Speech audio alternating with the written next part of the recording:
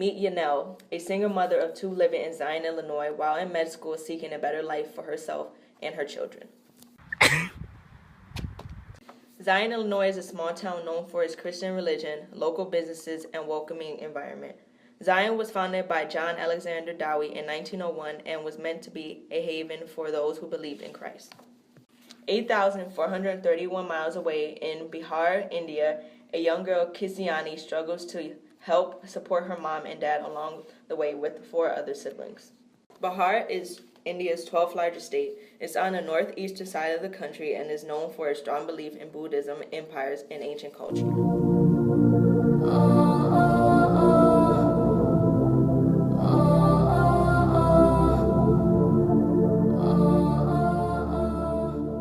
It's hard to balance everything. Like schoolwork, my job, feeding my family. So I'm at school right now, and this is where I'm usually at after work because it's gonna help me get a better job to provide for my family and support my kids. It gets hard. Like, I'm here for about 2-3 hours listening to lectures and taking notes, and then sometimes having tests, and it's hard. I barely get to see my kids. I go nights without sleep because I have to get up at 6:30 in the morning just for work. It's hard. It's stressful. The perks of being in debt. I feel bad for not being home that often. I know in the long run it's what's best for my kids. I just wish they weren't too young to realize that. Let me just check on the kids before I go to sleep. It's sad. My children lost their father at such early ages. Nirvana was 3 and James was 6.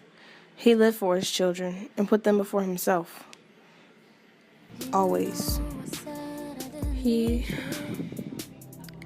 was driving home from work and a drunk driver hit him. He died instantly. I don't really have a social life. I mean, I see my friends at school, but I can't hang out with them and stuff because I have to provide for my family since my parents can't. I do feel bad. Her and her father and I cannot find work, and she has to provide for us. I tried selling jewelry and other things, but nothing was working out.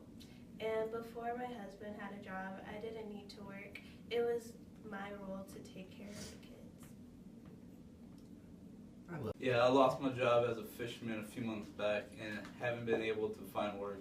We've been running low on our rainy day funds, and we soon might be kicked out. We received an eviction notice to be out of our house by November 30th if we don't pay rent. Yeah, and ever since my dad got laid off, I've had to look for various jobs to help support the family.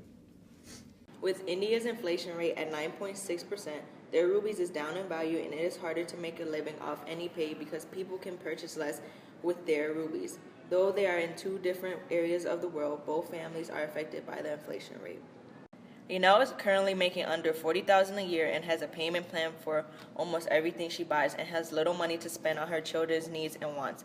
Luckily, unemployment is very low at 5.8% and the GDP is at 1.7%. Is otherwise known as a gross domestic product, which is the monetary value of all the finished goods and services produced within a country. The overall GDP should be close as 2%, and with the United States GDP is at 1.7%. Many families in Yanel's situation are able to climb back up the financial ladder. With the recession back in 2009, American money was tight, but now that the U.S. is recovering, politicians are trying to reduce taxes for citizens. Sometimes I kind of wish the responsibility was on someone else. Even though I supply most of the money for the house, I still get treated like a 10-year-old. I get so worried. I feel horrible that Kasani has so much responsibility. I just wish she could act like a little girl. She's the most mature young girl I know, and she's so positive. I'm very proud. Although I'm starting to get to a good place, it's going to be hard, and I'm probably going to be in debt for a while because I have to plan for the future. And with the kids' educations ahead, it's going to be hard. And everything else. But I have to keep my head up and keep praying to God that I'll make it through life happily. Although my life is hard and I wish it wasn't, I know someday things will get better. Until then, I just try to keep a positive mindset, because what goes around comes around. If I do good now, then hopefully it'll come back to me. Both families have a long road ahead of them. There are many obstacles to overcome in their life, and we hope that the better times will come to them and other families in similar situations. Kisiani's arranged marriage worked out for the best. A year after we stopped recording, due to my culture, I had an arranged marriage to Raheem.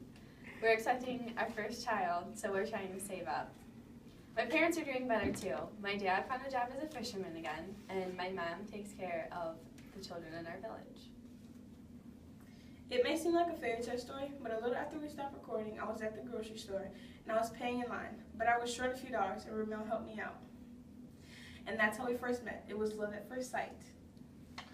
I didn't have a problem with helping her out. She was a pretty lady and, she needed help, but I took the opportunity, and who would have known we were perfect for each other.